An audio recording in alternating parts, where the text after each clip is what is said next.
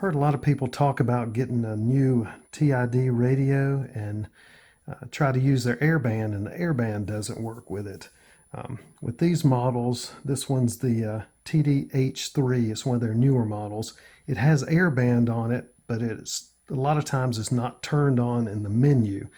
So when you turn this radio on, you might want to go try to put in your local AM Airband radio station, and you go to punch it in like this.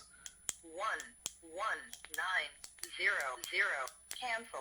And when you complete it, it'll just say cancel and back out. It won't let you put the station in that you want to receive. So what you need to do is go into the menu and you go to, with this radio, 48 in the menu section here. And you can see it says Airband AM off. So when it's off like that, press this again, go up, select on. Confirm. That confirms that it's turned on now. So you can just back out. So when you go to try to put your local station in, it should work now. So I'm going to do one of mine. 11927 Clemson, Oconee County Airport, Clemson, South Carolina.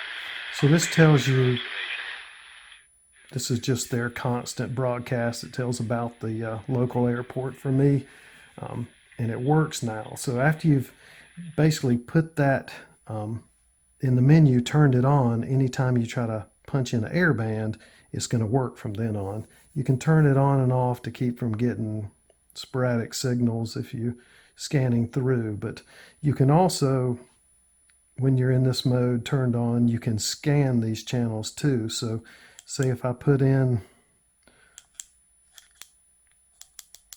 a station that doesn't pick up, if I want to just let it scan through till I find the next station, if you take number 3 and hold it in, Scanning begin.